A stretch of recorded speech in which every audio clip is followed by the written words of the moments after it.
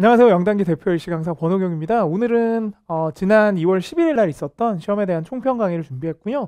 항상 이제 총평을 강의하면서 이제 느끼는 것이 외부적인 약간 그 어떤 변수들도 있는 것 같아요. 그래서 이번 시험 같은 경우도 날씨가 추웠기 때문에 난방을 하느냐 안 하느냐 뭐 이런 것들 사실 변수가 될 수 있고, 옆에서 뭐 기침을 하고 이런 경우들도 있을 수 있기 때문에 LC라는 건 RC에 비해서 조금 변수들이 좀 많은 것 같아서, 이번에 시험을 조금 못 보셨다면 2월 말에 또 시험이 있으니까, 이제 시험이란 건 실력이 되고 운도 조금 돼야 되는 부분이 있는 것 같거든요. 그래서 한두 번 정도는 기회를 좀 더 주시는 게 어떨까 하는 생각이 듭니다. 물론 이번 시험을 또 잘 보신 분들도 계시겠죠.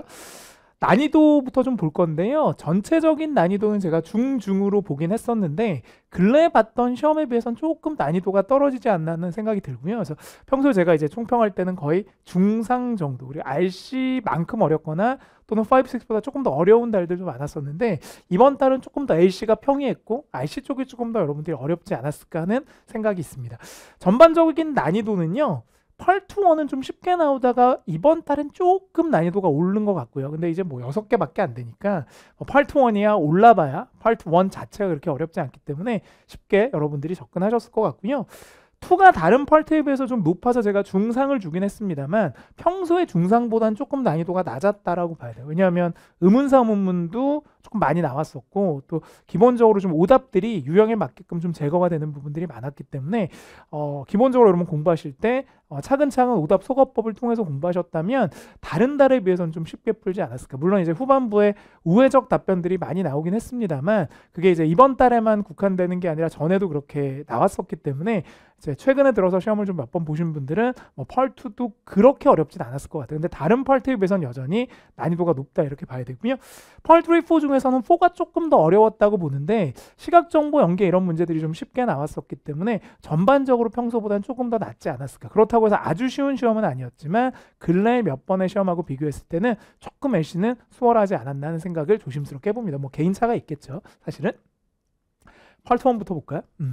파트 1은 뭐 기본적으로 1인 사진이 제일 많이 나오긴 하는데, 사물 풍경 사진이 보통 후반부 5번, 6번에 하나 배치가 되고, 뭐 다수 사진도 요즘 2인 사진들이 많이 나오는데, 여기 이제 뭐 1인 사진이 좀 많이 나오긴 했습니다만 어떤 달은 또 2인 사진이 많이 나오고 그런 경우들이 있거든요. 근데 뭐 파트 1은 거의 대부분 제가 수업 때도 많이 말씀드리지만 어휘 싸움이라고 보시면 되거든요. 그러니까 평소에 공부하실 때 파트 1에 자주 나오는 명사, 동사들만 정확한 사운드로 정리하시면 크게 푸는데 어렵진 않았을 것 같아요. 그래서 보통 이제 문장 자체가 그렇게 간단하잖아요. 주어, 동사, 목적어 이런 식, 또는 주어, 동사, 전명구인데 여기 떨어지는 동사, 명사들이 중요해요. 뭐 앞에 있는 주어는 크게 뭐 정오답하고 상관이 없는 경우가 많지만, 이 뒤쪽으로 걸리는 단어들이 조금 난이도가 있게 나왔을 때 좀 어렵게 느끼시는 것 같습니다. 뭐 OX 세모법으로 풀면 좋은데, 모르는 건 확실히 세모하시면서 정답을 찾거나, 세 가지가 다 오답이었을 때 나머지 하나 모르는 걸 정답으로 만드시는 그 방법까지도 여러분들이 잘 알고 계실 것 같아요. 구체적으로 좀 볼까요? 한 명 나오는 사진이 4개 좀 많이 나왔었는데, 가장 기본이긴 합니다만 약간 좀 아주 어떻게 보면은 균등하게 나온 것 같아요. 동작이 2개, 상태가 하나, 외모가 하나. 좀 아쉬운 건 이제 사물 그림이 안 나온 거긴 한데, 물론 여러분의 입장에서는 또 이렇게 정석대로 나오는 게 더 좋긴 했겠습니다만, 첫 번째로 이제 나왔던 게 무슨 창고 같은 데서 이렇게 이제 박스 같은 걸 선반에 올리는 그림이 나왔어요. 그 창고에서 뭐 이렇게 짐을 나르고 하는 것들이 최근에 좀 출제가 많이 돼서, 그래서 이제 미국식으로 발음하면 이제 putting and putting 이렇게 굴리잖아요. 그래서 아이템도 items 이렇게 굴리는데, 요 명사는 굉장히 유명하죠. 선반이라고 해서 선반을 집어 넣는다. 그러니까 선반에 물건들을 집어 넣는 동작이 정답으로 출제가 됐었고, 그다음에 다리가 있었고 어떤 할아버지 같은 분이 이렇게 다리를 향해서 걸어가는 모습이 있었거든요. 그래서 걷는다도 잘 나왔고 다리도 잘 나왔습니다. 그러니까 이런 식으로 동사, 명사, 명사, 동사, 명사 이런 것만 이제 한두 단어만 확인을 잘 하시면 크게 푸는 데는 어렵지 않았을 것 같고요. 요거는 꼭 알아두세요. kneeling이라고 해서 무릎을 꿇고 앉아 있는 상태.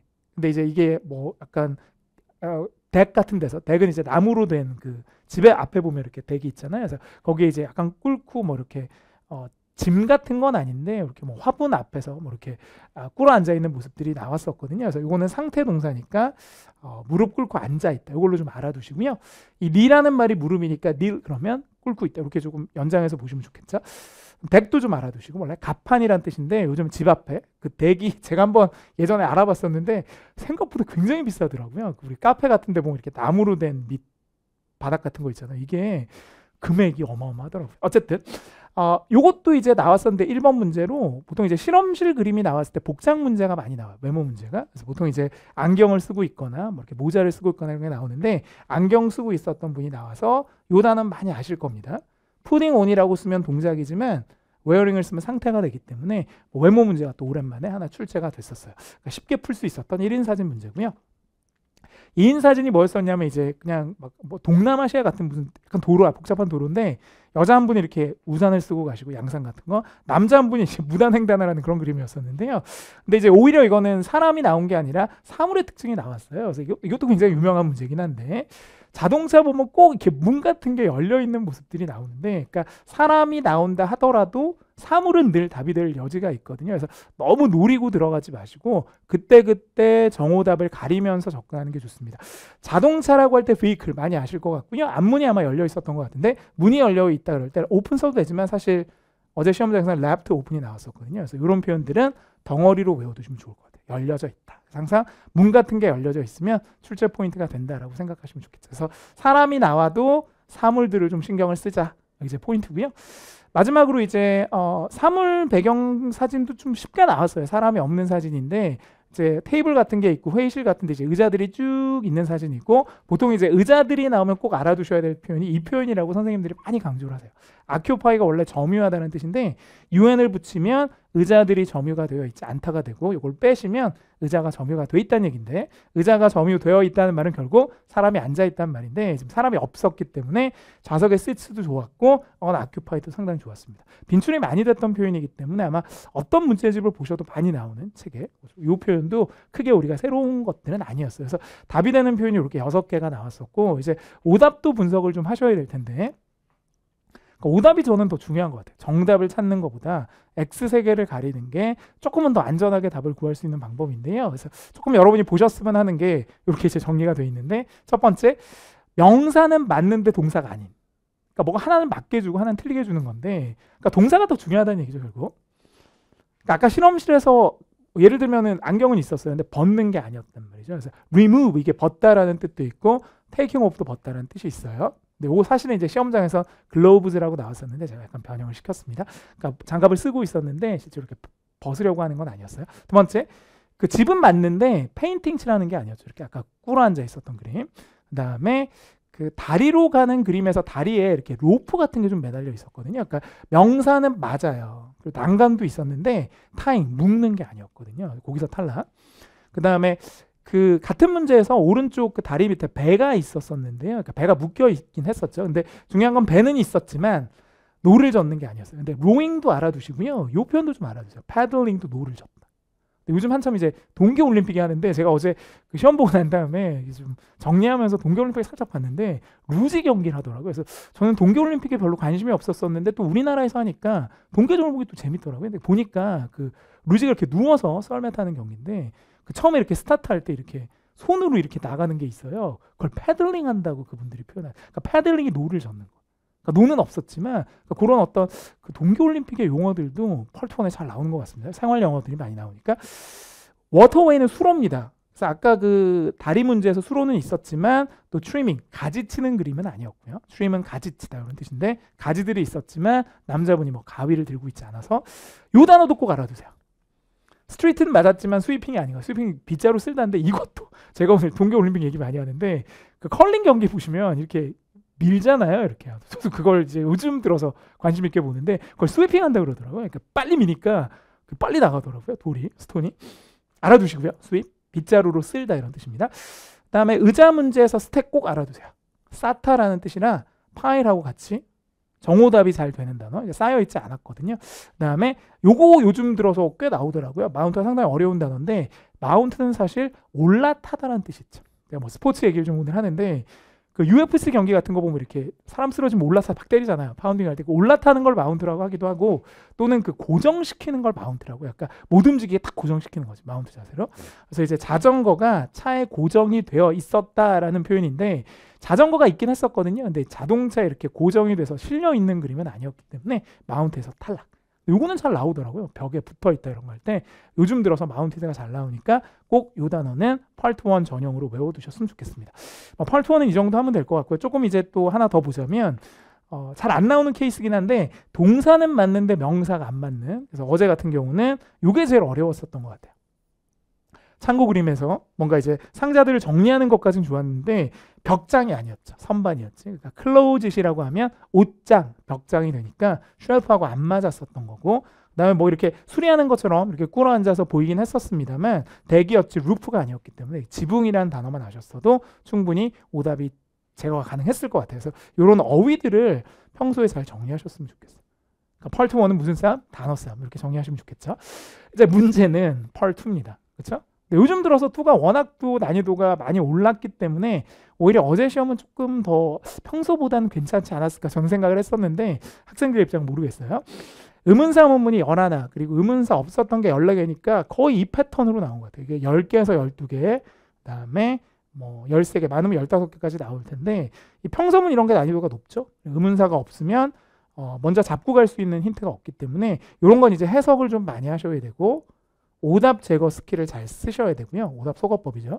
이거 같은 경우는 이제 의문사에 해당하는 뭘 많이 알아야 되냐면 짝꿍 답변이라는 게 있어요. 그러니까 이런 것들 좀 많이 외우셔야 돼요. 후에 대한 답으로 사람인데 어떤 게 있고, 뭐 선택 의문에 대한 답으로 뭐가 있고 이런 것들. 매달 반복되는 패턴은 정해져 있죠. 예를 들면 웬으로 물었을 때 각이라던가, 그렇죠? 어디서 사느냐라고 물었을 때 가게라던가. 이게 아주 전형적 패턴이 우리 책에 보면 다 나온 교과서 패턴인데 이거 많이 나와요. 뭐 어떻게 켜냐 그러면 꼭 버튼 누르라 그러거든요. 그러니까 이런 것도 약간 배경 지식으로 풀 수 있었고, 왜 이렇게 오래 걸려요? 이렇게 why, taking, so 이렇게 세 개를 듣는 건데 이제 왜냐하면이 항상 나오더라고요. 요즘은 because가 답이 잘 돼요. 예전에는 why하고 because가 의외로 해석상 오답인 경우가 많았었는데 최근 들어서는 why는 거의 because인 것 같습니다. 요거 뭐 셰프가 없어서 좀 시간이 걸린다 뭐 이런 게 나왔었거든요. 그다음에 어디서 찾을 수 있어요? 그래서 캐비넷 안에서 이런 것도 있었고, 부사장이 누구냐 그랬을 때 탐, 이런 사람 이름으로 정확하게 후에 대한 전통적 답을 해준 이런 기본적 패턴들이 이거 외에도 좀 더 있었어요. 그러니까 10개 정도는 기본 패턴을 따라가는 것 같고, 그 다음에 조금 여러분이 정리를 좀 하셔서 다음 시험에도 대비를 해야 되는 부분은 위치가 어떤이란 뜻이기 때문에 바로 뒤에 나오는 명사를 노리는 거예요. 또 패턴이 정해져 있는데 어제는 제가 스포츠 좋아하잖아요. 스포츠라고 해서 그대로 스포츠에 해당하는 농구가 나오는 뭐 이런 위치 다음을 노리는, 요거는 좀 알아둘만 한데요. 제가 뭘 사드릴게요 라고 제안을 했더니 고맙습니다. 이런 건 이제 해석으로 푸셔야 되고요. 그 다음에 누구랑 하고 하셨나요? 뭐 이렇게 물었을 때 저랑 얘기하시면 돼요. 제가 도와드릴게요 이렇게 들어가는 건데 이 미라는 말도 인칭 대명사가 돼서 후에 대한 답이 돼요. 그래서 I라고 하시거나 미라고 하셔도 상관없어요. you도 가능하고 이런 건 조금 특이하니까 알아두시고, 요거는 이제 선택에서 우리가 제3의 답이라고 해서 책에 많이 나오는 건데 버스로 가실 거예요? 아니면 차를 빌리실 거예요? 했더니 이분이 누가 날 태워줄 거래요. 그러니까 이런 것들 픽업이나 아니면 걸어서라고 할 때 on foot 이런 표현들이 3의 답으로 많이 출제가 됐어요. 그러니까 최근에 나오는 이런 패턴들은 거의 과거에 나왔던 패턴들을 그냥 쓰는 것 같습니다. 그러니까 저처럼 이제 매번 시험을 보는 사람들 너무 뻔한 거예요. 근데 물론 이제 여러분들이야 처음 보시니까. 근데 이런 패턴들이 기본적인 우리가 책에서 이론서라든가 이제 토익 책에서 많이 나오는 패턴이기 때문에 LC도 그냥 막 문제만 푸시는 것보다는 이런 이론들을 한번 정리하고 문제를 푸시면 훨씬 더 유리하지 않을까. 그러니까 RC만 유형이 있는 게 아니라 LC도 유형이 있어요. 근데 많은 분들이 그냥 LC는 문제만 많이 풀어보면 돼 라고 생각하시지만 사실 그거보다는 유형을 한번 정리하고 문제를 많이 풀어보시는 게 훨씬 더 효과적이다 라는 생각이 요즘 들어 많이 듭니다. 인강에서 제가 많이 강조드리는 게 LC도 포인트가 있다. 선생님이 쓴 뭐 기술서라든가 여기서 다 나온다 이런 책들을 보면 앞에 이론들을 상당히 정리를 잘 해놨어요. 그러니까 그런 것들을 좀 알고 응용해서 문제를 푸는 게 더 빠르지 않을까. 우리가 급한 마음에 막 문제만 푸시는 건 오히려 조금 시간 낭비일 수도 있어요. 좋습니다. 요즘 토익의 화두죠. 우회적 답변이 많이 출제가 되는데 후반에 많이 떠요. 그러니까 이게 전략 후강이라고 해서 전반은 좀 쉽게 주다가 후반 확 올라가거든요. 난이도가. 그래서 한 20번 때쯤 되면은 조금 대비를 하셔야 되는데 쭉 있습니다. 그래서 이번 시험에도 좀 많이 나왔던 게 이게 우리말로도 잘 해석이 안 돼요. 그래서 오답 제거하시면서 우회적 답은 세모 치시는 것도 좋은데 뭐 예를 들어서 이웃 근처에서 일하시죠라고 했더니 그렇다 아니다가 아니라 오히려 저 방문 중입니다라는 게 여기서 일을 안 한다는 얘기고 돌렸죠. 아주 많이 나오는 패턴이죠. 만능답 중에 하나. 그러니까 언제 도착하나요? 그랬더니 좌나고 물어보래요. 그러니까 이게 check이 되든 ask가 되든 뭐 find out이 되든 뭐 알아보세요, 물어보세요, 확인하세요는 내가 모른다라는 뉘앙스가 있기 때문에 토익은 part 2에서 모른다라는 표현 굉장히 좋아하죠. 그러니까 예전처럼 뭐 I have no idea, I don't know 이렇게 내는 게 아니라 뭐 누구랑 확인해 보세요, 뭐를 보세요. 그래서 이 책이 들어간 보기는 상당히 답이 잘 됩니다. 거의 매달 출제가 되는 포인트고요. 세 번째, 뉴욕까지 날아가세요 그랬더니 이벤트가 취소됐다는 건 안 간다는 얘기예요. 그러니까 저 안 갑니다가 아니라 역으로 얘기하는 거죠. 그러니까 예를 들면 뭐 시험 보실 거예요 그랬더니 시험이 취소가 돼서 이렇게 나온단 말이죠. 그 다음에 사무실이 어디냐 그랬을 때 답답하면 안내해줘요. 제가 너를 거기에 데려가 줄게요. 그래서 이 오피스가 거기로 바뀌었고요. 이런 표현은 장소를 물어보는 질문에 대한 만능 답이죠. 나오면. 제가 보여드릴게요. I'll show you. 뭐 제가 데려가 드릴게요. 뭐 Let me take 누구누구 이런 식으로 해서 장소를 직접 주는 게 아니라 답답하니까 데리고 가는 스타일. 이건 이제 과거에도 많이 나왔던 스타일이고 어떤 물건이 어디 있어요? 그랬더니 제가 주문할게요. 그게는 없다는 얘기죠. 그러니까 위치를 주는 게 아니라 아예 없다. 주문할게. 네 여자친구 어디냐? 소개팅 할 거야. 뭐 이런 거. 없다는 얘기죠. 그러니까 돌려서 장소를 주는 게 아니라 표현할 수가 있습니다. 디자인을 보신 적이 있나요? 그랬더니 봤다 안 봤다 그런 게 아니라 아예 휴가 중이었다는 건 못 봤다는 얘기를 돌려 얘기하는 거고요. 오케이. 그 다음에 뭐 계약서 사인 준비가 되셨어요? 그랬더니 먼저 봐야겠다. 이건 준비가 안 됐다는 얘기죠. 그러니까 뭐 안 됐어요 하는 게 아니라 돌려서 먼저 검토해 보고요. 이런 되게 중요하죠. 계약서 여러분 사인하실 때 막 하시면 안 되니까. 마지막 왜 제출 안 하셨어요? 근데 되묻는 건 답이 잘 돼요. 그러니까 이메일 못 받으셨어요? 그 얘기는 냈긴 냈다는 얘기예요. 그러니까 이유를 주는 게 아니라 왜 못 받았냐는 얘기지. 내가 냈는데. 오케이? 뭐 그렇게 할 수도 있습니다. 알아두시면 좋겠죠. 되묻는 건 답이 잘 된다. 그러니까 이런 거 정말 해석을 해서 풀어야 되기 때문에 오히려 오답들을 제거하면서 접근하시는 편이 더 나으셨을 것 같아요. 그래서 제가 요즘 수업 때 많이 강조하는 게 너무 정답 위주로 하지 말자. 정답 어렵게 나올 수 있으니까 돌려서 얘기하는 거 그냥 내버려 두고 아닌 거 두 개를 제거하자는 얘기인데 참 다행인 건 여전히 오답들은 굉장히 규칙성을 띠고 출제가 됩니다. 토익에서. 그래서 아주 여러분 많이 아시는 선생님들이 뭐 여러분 어떤 수업을 들으시든 뭐 어떤 책을 보시든 꼭 나오는 함정들이 있죠. 발음 비슷하게 홀리는 유사 발음이라던가 주어 불일치고도 많이 나오더라고요. 뭐 유로 물었는데 너 어떠냐 그랬을 때 갑자기 he나 she가 나오면 오답이잖아요. 뭐 이런 패턴들. 의문사는 원래 yes, no가 안 되고 이것도 뭐 이번 시험에 대여섯 개 나왔습니다. 짝꿍이 안 맞는 거. 그러니까 when으로 물었는데 뭐 시간을 주는 게 아니라 장소를 준다던가 이런 식으로 서로 다른 짝. 그 다음에 동일 단어를 반복하는 함정인데요. 이 케이스는 실제로 동일 단어가 다른 뜻으로 쓰였을 때. 근데 이제 저는 어제 시험 보면서 좀 기분이 좋았던 게 제가 수업 때 바로 전날 수업에 이걸 했었거든요. 책같이 의미가 여러 개 있는 단어. 예를 들면 뭐 수표 또는 뭐 확인하다 이렇게 뜻이 여러 개인 단어는 또 나오면 안 돼요. 뜻이 한 개인 단어 있죠. 뭐 미팅 이런 건 또 나와도 되거든요. 회의라는 뜻이니까. 그러니까 이게 똑같아서 안 되는 게 아니라 똑같은데 다른 뜻으로 쓰여서 안 되는 거예요. 그러면서 제가 예로 들었던 게 체인지도 예를 들었었거든요. 금요일 날. 체인지가 변화라는 뜻도 있지만 잔돈이라는 뜻이 있어요. 그래서 이걸 딱 얘기하고 제가 되게 뭐 이걸 길게 얘기했어요. 한 2, 3분. 근데 어제 딱 나오더라고요. 기분이 너무 좋았는데 선생님이 기분 좋을 땐 딱 하나. 내가 뭘 찍어줬는데 나왔을 때. 여러분도 이제 기분 좋을 때가 그런 때가 아닌가 싶습니다. 유사 발음 되게 유명한. 뭐 매년 한 두세 번씩 나오죠. 뭐 영사기를 줬는데 프로젝트. 이게 영사기 프로젝트. 우리가 사업 프로젝트 그런 거 얘기할 때 되게 많이 나왔어요. 이것도. 인터뷰 얘기하면서 풍경의 뷰. 이런 거 이제 이번 달에도 나왔었고요.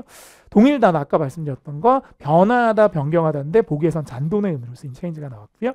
워크 같은 것도 마찬가지. 일하다의 뜻이지만 사물이 주어일 땐 작동하다입니다. 그러니까 이런 식으로 똑같은 워크를 배치를 시켰지만 전혀 의미가 틀려서 오답이 되는 케이스들이 어제 출제가 됐었습니다. 의문사 문문이 yes, no가 안 되는 경우 중에 이 sure이라는 말도 yes의 의미를 가져요. 이런 걸 상당 어구라고 부르는데 어제 where로 물었을 때 yes뿐만 아니라 sure이 들려도 오답 제거를 해야 됩니다. 이런 것도 이제 훈련이 돼야 되고요. y로 물었을 때 yes는 바로 안 되는 거죠. 그러니까 보기가 워낙 촘촘히 돼 있잖아요. A, B, C 이렇게 연결되기 때문에 A를 해석을 다 하고 B로 가시면 B를 놓쳐요. 우리가 해석이 동타임으로 되는 게 아니니까. 그러니까 되게 빨리 제껴야 돼요.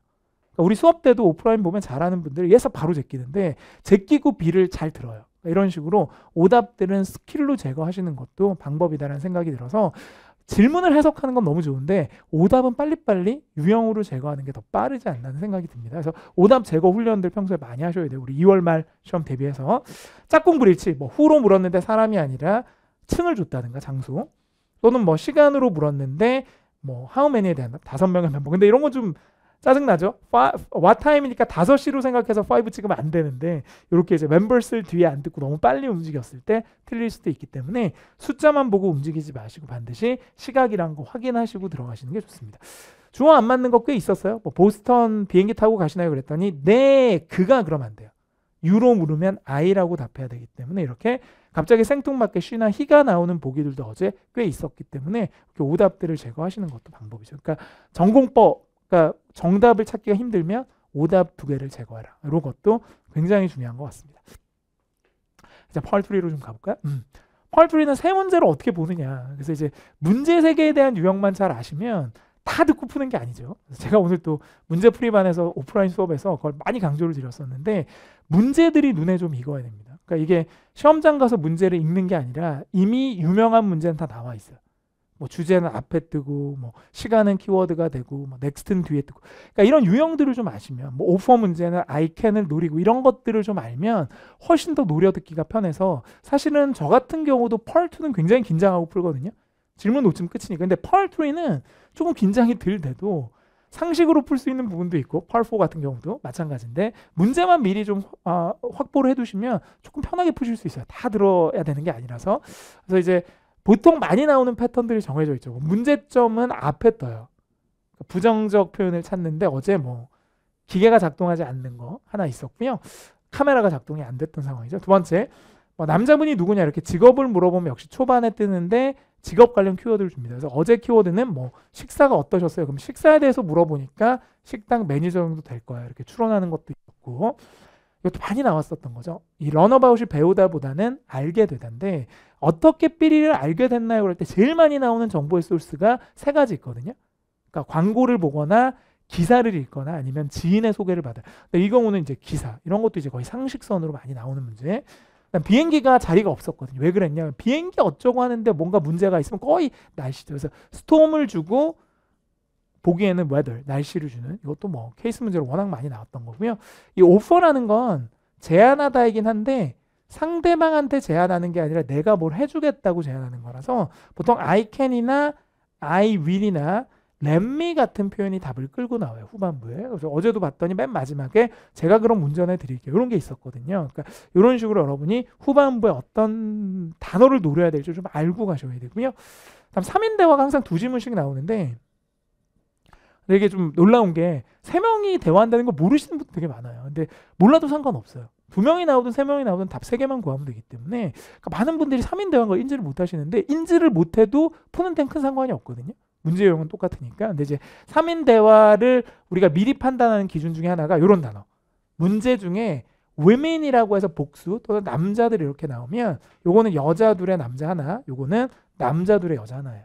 그러니까 미리 문제를 보고 3인 대화가 나올 것이면 알 수 있죠. 물론 뭐 들을 때 3명의 스피커라고 나오긴 하지만 그 전에 문제 요약을 하셔야 되기 때문에. 두 번째, 이렇게 사람 이름이 나오는 경우 있거든요. 남자가 뭐 할 거냐, 뭐 여자가 뭐 했냐가 아니라 뭐 샌드라가 뭐 했냐 이런 식으로 이름을 준다는 건 여자가 2명 들어가 있는 대화다. 결국은 남자 하나가 있을 테니까 3인 대화임을 또 미리 알 수 있는 부분들이 있기 때문에 이런 어떤 3인 대화는 3인 대화 나름대로의 문제적 특징이 있습니다.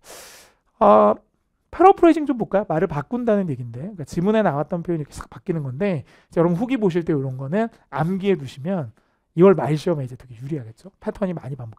정말 유명한 것들이 나오는데 이제 뭐 대화 중에 콜을 주면 꼭 보기 중에 컨택 이렇게 변환을 시키거나 똑같은 말인데 좀 넓게 준 거죠. 이건 조금 어려웠을 것 같아요. validation이라는 거가 확인해 준다는 얘기인데 어제는 이제 주차장 주차 도장 확인해서 요거를 주고 도장 찍는다 그래서 스탬프가 나왔습니다. 이런 건 이제 좀 특이한 케이스고요. 색깔이나 패턴들을 더 크게 받으면 디자인으로 바꿀 수도 있고 이런 것도 이제 이메일로 보내주겠다 그럴 때 이 이메일을 정말 말 그대로 이렇게 이게 인터넷으로 보내준다는 얘기죠. 이메일의 E가 이거의 약자예요. electronics. 그러니까 이제 컴퓨터로 전자적으로 보내준다는 얘기인데 이렇게 이제 보기 중에 패러프레이징이 됐었습니다. 어제. 그다음에 충분치 않다. not enough를 understep. 이런 단어 꼭 외워두세요. 스텝들이 아래다.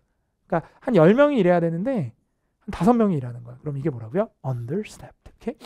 그 다음에 뭐 얼마인지 알아봐 줄게요. 그럼 그게 이제 견적이 되죠. price estimate. 이게 말을 바꾼다는 얘기인데 그 다음에 financial support. 재무적인 지원이죠. 이걸 이제 donation, 기부로 바꾼다던가 아니면 스마트폰을 주고 보기 중에는 모바일 폰, 이게 휴대전화라서 스마트폰도 일종의 휴대전화죠. 그래서 뭐 모바일 폰이라고 해도 되고 셀폰이나 셀룰러 폰이라고 해도 됩니다. 그러니까 이쪽으로 지금 앞쪽으로 들려주고 뒤쪽으로 보기 중에 표현을 했다는 얘기인데, 그러니까 이런 건 상식적으로 좀 알아두셔야 돼서 우리가 RC에서 막 단어 외우듯이 LC도 이렇게 서로 비슷한 말들을 많이 외워두신 분들이 더 유리해요.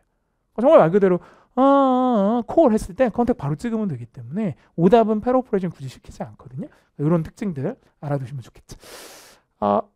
가장 어려워하시는 게 의도 파악하는 문제고 전후 문맥 파악하는 거잖아요. 그래서 다운편에 있는 걸 먼저 읽고 앞뒤를 봐야 되는데, 거의 대부분의 Part 3, 4 문제들은 한 문장 한 단어에서 답이 뜨는데 얘만 특이하게 이제 전후 문맥을 봐야 되니까 이게 청취 범위가 되게 늘어나는 부분이죠. 그래서 처음에 그 문장을 잘 읽고 앞뒤 상황을 보는데, 어제 첫 번째 나왔던 게 요거였어요. 8시에 기차가 있습니다. 근데 사실은 뭐 9시에 비행기가 있다고 나오긴 했습니다만 요 말을 왜 했을까라는 얘기는 전후 문맥을 봐야 돼요. 근데 Part 3는 되게 앞사람의 대사가 힌트거든요. 그러니까 이 앞사람이 이렇게 했어요. 3시에 기차 있나 그랬더니 아니요. 하지만 8시에 있다는 건 3시에는 없지만 8시라는 대안을 주는 거예요. 그러니까 요 표현이 되게 많이 나왔어요. 뭐 어나더가 나온 적도 있고 얼터너티브가 나온 적도 있는데 다른 옵션을 제안하는 거죠. 이거는 이제 요걸로는 안 되고 앞에 걸 들어야 되니까. 두 번째, 사실은 제가 사무실에 없습니다. 제 자리에 없습니다라는 말을 왜 했을까? 앞에 걸 봐야 돼요. 그러니까 상대방이 뭐라고 하니까 그 대사를 치는 거기 때문에 남자가 뭐라 그랬다 그러면 여자의 앞대사를 들어야 돼요. 그러니까 예를 들어서 뭐 이렇게 인터넷 접속에 문제가 있었나, 그래서 그 담당자분이 화면에 뭐가 보이세요? 이렇게 물어봤더니 오 죄송해요 제가 자리에 없어서, 그 얘기는 화면에 뭐가 보이는지 알 수가 없다는 거죠. 그러니까 여러분 막 인터넷 같은 거 안 되면 전화하면은 고객님 화면에 어떤 상태인 건데 죄송해요 제가 밖에 나와서 이렇게 할 수 있으니까, 이 상황은 지금 화면에 뭐가 보이는지에 대한 정보를 줄 수 없다는 걸 이렇게 돌려서 말한 거죠. 그래서 뭐 어떻게 보면 이 인포메이션이 들어가는 보기도 답이 될 확률이 되게 높아요. 모든 게 다 정보죠. 여러분 지금 보고 계신 이것도 다 뭐라고요? 어제 시험에 대한 정보가 되니까 아주 정답 확률이 높습니다. 2개 풀어봤고 이제 시각 정보 연계 문제 좀 볼까요? 하나 더, 이 2개면 되겠죠. 의도 파악 2개, 시각 정보 3개니까. 시각 정보는 어제 되게 쉽게 나왔던 것 같아요. 난이도가 원래 쉽기도 한데, 시각 정보 연계 문제 가장 큰 특징이 뭐냐? 들어야 되고 보기도 해야 됩니다. 그래서 이제 문제 패턴이 딱 정해져 있는 패턴인데, 예를 들면 이렇게 이제 표를 주고 문제는 look at the graphic이 들어있는 한 문제만 보시면 되잖아요. 시각 정보는. 어제 했던 거 좀 보시면 예를 들어서 변경이 돼야 되는 숫자가 몇 번이나라고 나와요. 근데 이제 보기 중에 보면 이렇게 나오겠죠. 1, 5, 10, 30. 이거 외우셔도 되는데 여기 있는 이 숫자는 절대 주면 안 돼요. 왜냐하면 뭐 10개가 변경돼야 돼요. 그러면 표를 볼 필요가 없잖아요. 그렇죠? 그러니까 이거 어떻게 하냐면 보기 중에 들어있는 정보를 시각 정보에서 사실 있어요. 거의 90% 이상. 그럼 이거 없어요. 안 나오니까. 그럼 나머지 남아있는 게 얘잖아요. 그럼 이제 문제를 바꿔 생각하면 돼요. 변경돼야 될 숫자가 아니라 변경돼야 될 물품은. 그래서 어제 듣다 보면은 의자가 부족해서 더 시켜야 된다 그랬기 때문에 현재 30개는 정확한 숫자가 아니죠. 플러스 알파가 돼야 되니까. 그러니까 이쪽에 있는 항목 의자를 듣고 이쪽을 찾게 하는 아주 가장 기본적인 패턴이 어제는 출제가 됐습니다. 또 볼까요? 쿠폰, 이게 뭐 시각 정보가 바뀌어도 적용하는 법칙은 똑같아서 예를 들면 쿠폰이 나와요. 그래서 여기 보시면 문제는 할인율이 얼마예요. 그럼 요걸 구하시는 거니까 보기 중에 이게 나오겠죠. 10, 15, 20, 25. 그럼 이건 절대 안 들려줘요. 들려주면 표 안 봐도 되니까 이거 없애면 이거 없애죠. 이것만 들립니다. 그러니까 몇 프로를 우리가 뭐 예를 들면 이용할 수 있느냐 그러면 어떤 음식을 살 거냐만 보면 되니까. 그래서 대화 중에 보시면 쿠폰이 있는데 그랬더니 이분이 저는 피자를 너무 좋아해요. 그럼 피자를 살 거니까 피자의 확률이 지금 25%죠. 확률이 아니라 그 할인율이. 그럼 25% 그대로 내려오면 돼요. 그러니까 25를 직접 들려주는 게 아니라 나머지 한쪽 항목을 들려주고 보면서 오른쪽 거를 구하게 하는 뭐 이런 패턴. 가장 대표적인 게 이렇게 2개의 항목이 나와서 보기하고 일치하는 하나를 버리고 나머지 걸 갖고 찾는 거예요. 세 번째로 나왔던 건 품질 보증에 관련된 똑같은 패턴이죠. 그래서 여기 보시면 번호가 있고 여기 보면 제한 사항이 있습니다. 그래서 우리가 이제 그 품질 보증이 돼 있으면 1년 안에 뭐 이렇게 우리 잘못이 아니라 원래 나올 때부터 문제가 있으면 이게 무상 교환이나 이런 게 되잖아요. 근데 이제 제약 부분이 나오고, 그래서 여자는 몇 번 사항을 참조해야 될까? 그러니까 몇 번 사항 때문에 뭐가 안 되느냐는 상황인데 지금 보시면 남자분이 물어봐요. 뭐가 문제예요? 그랬더니 여자분이 제가 실수로 전화를 떨어뜨렸는데 품질 보증을 해주세요. 근데 그건 안 되죠. 왜냐하면 사용자 부주의로 인한 사고니까, 액시던트니까. 여러분이 노트북 막 부수고 바꿔주세요. 1년 아니니까 그럼 안 바꿔주겠죠. 그러니까 이게 우리가 잘 사용했는데도 뭔가 우리의 잘못이 아닌 상황에서 고장이 났을 때 바꿔주는 거지. 뭐 우리가 액정 떨어뜨린다고 뭐 바꿔주려고 하면 안 바꿔주잖아요, 절대. 물론 막 난리치면 바꿔줄 수도 있지만, 그래서 요거는 이제 사고, 액시던트를 듣고 떨어뜨렸다라는 걸 보고 3번 사항을 봐야 된다. 뭐 이렇게 요쪽 사항을 여러분들이 듣고 요쪽을 구하는 그런 문제가 나왔었습니다. 뭐 크게 여러분들이 어렵진 않았을 것 같고, 펄4는 이제 주제들이 좀 정해져 있어서 이제 주로 나오는 게 이런 전화 메시지라든가 발췌문, 회의에서 나오는, 그 다음에 방송 이런 게 많이 나옵니다. 톡 이런 거. 안내도 있었고 소개도 있었고, 그러니까 나오는 주제가 몇 개 안 돼요. 그러니까 평소에 여러분이 공부하실 때 주제별로 조금 유형들을 정리해 두시면 좀 거의 비슷한 걸 많이 보게 되거든요. 그러니까 펄3는 굉장히 다양한 대화들이 나오지만 4는 좀 정해져 있는 패턴 안에서 문제들도 다 일정하게 패턴이 있다라고 생각하시면 좀 좋을 것 같아요. 요건 정말 우리가 그 이론서 이런 걸 좀 보시는 게 좋을 것 같아요. 그러니까 어느 책을 보셔도 뭐 공지사항, 전화 메시지, 그래서 유형들이 딱 정리가 돼 있는데 그런 것들을 한번 정리하고 문제를 푸시면 좀 더 낫지 않을까 싶습니다.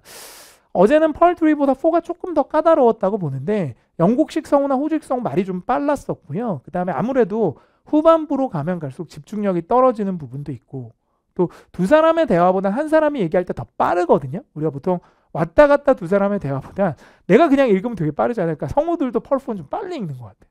녹음 시간도 좀 정해져 있기 때문에 후반부에 좀 빨리 가는 경향들이 있어서 펄4 마지막 부분들에서 실수를 좀 많이 합니다. 거기다 이제 후반에 함정들이 좀 있었기 때문에 3보다 4가 조금 더 성적은 안 나오실 것 같아요. 똑같은 실력을 갖고 있다면. 패러프레이징 좀 볼까요? 펄3든 4든 비슷하게 나오니까 정시 안 된다 그래서 딜레이, 이렇게 거의 똑같은 말이죠. 그 다음에 슬라이드 쇼를 보여드릴게요 그랬는데 이거를 발표로 조금 더 넓게 받은 것도 있었고, 추가적인 버스 루트에 적용이 된다 그랬어요. 무슨 교통카드 얘기하면서. 근데 그게 이제 확장하다. 그러니까 추가라는 말을 확장으로 틀어놓은 거죠. 서비스는 그대로 주고 이런 식으로 말을 바꿔서 준 보기들이 출제가 됐었죠. 그 다음에 뭐 늘 나오는 패턴이 누구냐 그랬을 때 이 임대한 분이죠. 그렇죠? 임차인인가요? 그래서 이런 테넌트, 이런 분들, 그러니까 세입자라고 하는 게 낫겠다. 세입자들도 자주 나오고, 그 다음에 어떤 행사냐 그랬을 때 은퇴 파티 많이 나오죠. 환영 파티보다. 이런 뭐 늘 나오는 패턴. 여기가 어디냐 그럴 때 어떤 시상식에서 상 주는 상황, 이런 것들이 펄4에서 많이 출제가 되니까 늘 나오는 어떤 내용 같은 거는 좀 고정 형태다 이렇게 보시면 되고요. 그다음에 의도 파악하는 문제가 세 문제이기 때문에 펄3보다 조금 어려운 게 이런 점인 것 같기도 해요. 왜냐하면 시각 정보는 좀 쉽게 풀 수 있는데 의도 파악은 실제로는 좀 난이도가 있으니까 항상 펄4는 의도 파악이 요즘 3개씩 나오기 때문에 펄3보다 조금 더 부담이다 이렇게 보셔야겠죠. 의도 파악 볼까요? 이런 얘기를 한대요. 문제에서 200명, 어제는 물론 100명이 나왔지만 200명의 사람이 있어요. 왜 이런 얘기를 했을까? 그러니까 여기 들어가고 한 사람이 얘기하니까 자기가 앞에 얘기합니다. 뭐 초합직은 아니었지만 뭐 일식당을 예약한 걸로 아는데 이제 시험엔 그렇게 나왔었죠. 근데 200명이 있어서요. 저희 그냥 중식당으로 가요. 이 얘기는 결국 여기서 여기로 바꾼 이유가 뭐예요? 사람 때문에. 그러니까 200명은 꽤 많잖아요. 그러니까 이거는 이제 추론컨대 우리가 어떤 느낌? 초밥집은 너무 적다. 아마 venue가 스몰하다는 말이 나왔었거든요. 그러니까 이 말을 직접 주는 건 아니지만 이 전후 문맥을 통해서 포인트를 잡아내는, 우리가 광고 전략을 바꿔야 됩니다. 그런 얘기를 해요. 그러니까 보여주죠. 그 얘기를 왜 했을까? 그러니까 여기 앞에 나와요. 뭐 최근 매출을 봤는데 광고를 바꿔야 될 것 같아요. TV 광고도 바꾸고. 그러니까 매출을 봤는데 바꾼다는 건 잘 되고 있는데 바꿀 이유가 없잖아요. 그러니까 앞에 매출이라는 힌트를 갖고 바꿔? 그럼 이게 시험을 봤는데 공부 방법을 바꿔야 될 건 이제 시험 많이 못 봤다는 얘기니까 똑같은 얘기예요. 매출이 저조하다. 상식으로도 약간 풀 수 있었던 문제. 그다음 세 번째, 뭐 그분의 사업이 상당히 그녀의 사업이 잘 된다 이런 말이 나오고, 왜 그랬을까? 근데 그 표현 앞에 뭐 어떤 분이 입소문으로만 마케팅을 한다라는 말이 나오고, 그 다음에 사업을 잘하고 계세요 라고 나옵니다. 그러니까 결국 그의 사업이 성공적이라는 얘기는 실제로 어떤 느낌이냐면 마케팅 소문으로만 해도 잘한다는 얘기예요. 그래서 그 전략이 입소문 마케팅 자체가 효과가 있다는 거죠. 그런 것들을 간접적으로 보여주는 이런 의도 파악도 있었기 때문에 전후 문맥을 조금 여러분들이 잘 살펴주시는 게 포인트가 된다 이렇게 봐야겠죠. 시각정보 연계 문제도 이 일계보 문제는 1년에 한두 번은 꼭 나오는 것 같습니다. 그래서 요일별로 해놓고 어제는 사실 이런 그림이었었죠. 그래서 월, 화, 수 이렇게 이제 요일을 주고 여기 뭐 태양도 있고 막 이렇게 구름도 있고 비 오는 표시도 해놓고 그래서 비 올 확률을 주는데 문제를 보면 오늘이 무슨 요일이고요? 많이 나오는 것 같아요. 제가 쓴 책에도 이게 이 내용이 있거든요. 그래서 보시면은 지금 요일을 직접 주면 안 되잖아요. 그러니까 요건 버리고 요것만 생각하면 되는데 지문 중에 바로 90%라는 말을 줍니다. 그러니까 오늘은 비 올 확률이 높다. 그래서 뭐 우리가 우산 빌려줄 수도 있고 뭐 이런 얘기를 하거든요. 가이드가 그런 말을 해요. 여기서 이제 그대로 이쪽 항목 90%만 들으면 목요일을 추론할 수 있었던 문제. 그다음에 이게 마지막 문제였던 것 같은데 케이블 방송. 근데 이거 이제 좀 특이했던 게 보통 이제 항목이 2개인데 어제는 3개가 나왔어요. 근데 이거는 전혀 안 들어도 되는, 아예 주질 않았거든요. 그래서 주긴 줬지만 허수로 준 거고 실제로 이 2가지만 여러분이 보고 접근할 수 있게끔 출제를 했습니다. 그래서 아마 그게 뭐였었냐면 케이블 방송에 이제 상담하시는 분들을 이제 교육시키는 상황인데 그래서 이제 문제가 뭐였었냐면 최고의 패키지 베스트가 뭐냐. 근데 그대로 나와요, 이 베스트가. 근데 베스트라고 하는데 이제 중요한 거는 문제 자체가 이렇게 번호로 나왔기 때문에 이쪽 변수는 안 줘서 제가 노리기를 금액 아니면 이걸로 줄 거다 생각했었는데 금액을 준 게 아니라 아예 패키지가 뭐로 구성이 되어 있는지 알려주더라고요. 그래서 그분이 직접 최고의 패키지는 뭐 로컬 뉴스랑 그 다음에 영화랑 뭐 스포츠 뉴스가 들어있는 패키지다. 그래서 요 3개를 그대로 듣고 3번을 생각하시면 되는. 그러니까 아라비아 숫자는 주지 않았지만 이쪽에 있는 항목을 그대로 사운드로 언급하면서 답을 연결해서 찾는 뭐 이런 문제가 출제가 됐었습니다. 그러니까 어떻게 보면은 시각 정보는 좀 쉬웠다. 왜냐하면 또 특이한 게 그 약도 문제가 1개씩 나오는데 그 지도 문제가 없었거든요. 그나마 그게 조금 어려운데 그래프 문제도 없었고, 그러니까 오히려 표 문제만 계속 나왔고 쿠폰 문제가 있었기 때문에 시각 정보는 상대적으로 좀 다른 달에 비해서 쉬웠다. 그렇게 봐야 됩니다. 다시 한번 정리를 하자면 우리가 2월 말에 시험 봐야 되니까 파트 1은 크게 어렵지 않으니까 여러분 문제 푸시거나 뭐 이론서 보실 때 단어 위주로만 해주시면 돼요. 그러니까 눈으로 보는 건 좀 그러니까 가볍게 보기 읽으시면서 명사, 동사 정도만 따라 읽고 뜻을 정리하시면 되고 파트 2 같은 경우는 질문을 좀 통으로 많이 외우셔야 됩니다. 그러니까 의문사 같은 경우는 의문사 쫓아가면 되고 선택 같은 경우 후보 2개를 쫓아가면 되지만 이제 제안문이라든가 아니면 뭐 예를 들어서 뭐 비동사문 이런 거 이제 세트로 좀 통으로 외우셔서 해석을 좀 잘하시는 쪽으로 가시고요. 오답 유형들 꼭 정리하세요. 그러니까 여러분 답만 찾으시려고 그러시는데 오히려 답은 몰라도 되니까 이게 왜 오답인지 뭐 의문사니까 예스노가 안 된다던가 뭐 예를 들면 다른 의문사에 대한 답이라던가 뭐 주어가 안 맞는다던가 유사 발음 이런 것들을 여러분들이 리마인드 시켜주면서 접근했을 때 도움이 됩니다. 제 3, 4는 하는 방법을 잘 모르시면 저 인강으로 하신 분들 많이 질문 주시는데 문제 유형마다 푸는 방법이 다 정해져 있어요. 그러니까 주제는 이렇게 풀고 문제점은 이렇게 찾고 뭐 이런 것들을 좀 아셔야 될 것 같아요. 그래서 그런 것들을 좀 알아두시면 문제를 굳이 안 읽어도 되거든요. 보면은 딱 보면 아 이게 주제구나 이게 키워드구나 그걸 알면 전체 지문 중에 답이 되는 부분만 딱 노려서 찍을 수 있어요. 그러니까 처음에는 어렵지만 하다 보면 거의 그 밥의 그 나물이죠. 그렇게 하셔서 정리하시고 그 다음에 패러프레이징 좀 정리하시고 이렇게 하시면 훨씬 더 좋아지거든요. 그러니까 어제 제가 풀면서도 거의 3, 4는 포인트 잡고 그냥 찍었어요. 그러니까 대부분 잘하시는 분들 그렇게 푸시더라고요. 그래서 그런 연습들을 좀 해주시면 평소에 조금 더 나아지지 않을까 하는 생각이 듭니다. 긴 시간 후기 들어주시느라고 수고 많으셨고요. 그 다음에 후기 이벤트도 좀 할까요? 우리 총평 강의나 뭐 이런 거 이제 선생님들이 하시는 거 보면 이렇게 이제 거기에 대한 간단한 후기 이런 걸 0단계 홈페이지에 수강 후기 페이지가 있거든요. 그래서 남겨주시면 자발적으로 이메일 주소 같이 남겨주시면 LC 전략 노트라는 PDF 자료가 있습니다. 그래서 그거 보내드릴 테니까 총평 어떻게 보셨는지 간단하게 의견 남겨주시면 저희가 피드백으로 삼아서 다음번 총평할 때 또 잘 반영해서 그렇게 진행하도록 할게요. 추운 날씨에 수고 너무 많으셨고 그 다음에 아직 기회가 남아있으니까 절대 실망하지 마시고 오히려 여러분들이 이번에 시험 본 게 좋은 걸음이 돼서 2월 말씀 훨씬 더 잘 보실 수도 있어요. 그러니까 공부는 되게 긍정적 마인드로 하셔서 안 돼 이렇게 생각하면 될 것도 안 돼요. 그러니까 조금 더 긍정적 마인드를 가지고 꾸준히 루틴을 지켜나가신다면 분명 좋은 결과 있을 거고요. 제 강의를 안 들으신다 하더라도 학습 질문하는 데가 있거든요. 그러니까 여러분 LC 준비하시면서 뭐 독학을 하시던 뭐 다른 선생님 수업 들으셔도 좋아요. 고민되는 거 있을 거예요. 파트 3가 너무 고민이에요. 뭐 파트 2는 어떻게 공부하는지 모르겠어요. 이런 질문을 저한테 많이들 하시는데 저는 이런 질문에 대한 답하는 걸 되게 좋아합니다. 이렇게 카운셀링 하는 거 원래 제가 태생적으로 좀 좋아하기 때문에 여러분들이 질문 남겨주시면 제가 다 일일이 직접 답변 드릴 거예요. 그러니까 제가 강의하는 것도 좋아하지만 여러분 상담해드리고 이런 거 좋아하니까 예전에 막 연애 상담 이런 거 많이 해주고 이랬었거든요. 마찬가지입니다. 여러분들이 토익에 관련된 질문이 있으시면 부끄러워하지 마시고 저한테 알려주시면 제가 LC에 관련된 것들은 잘 답변을 드릴 테니까 그렇게 해서 공부하는 데 참고 또 하셨으면 좋겠습니다. 오늘 여기까지 정리를 드리고요. 저희는 또 다음 총평 때 뵙도록 하고요. 화이팅 하시고 그 다음에 시험 잘 볼 수 있도록 제가 길을 좀 드릴 테니까 화이팅 하셔서 좋은 결과 나왔으면 좋겠습니다. 화이팅하고 마무리할게요. 화이팅!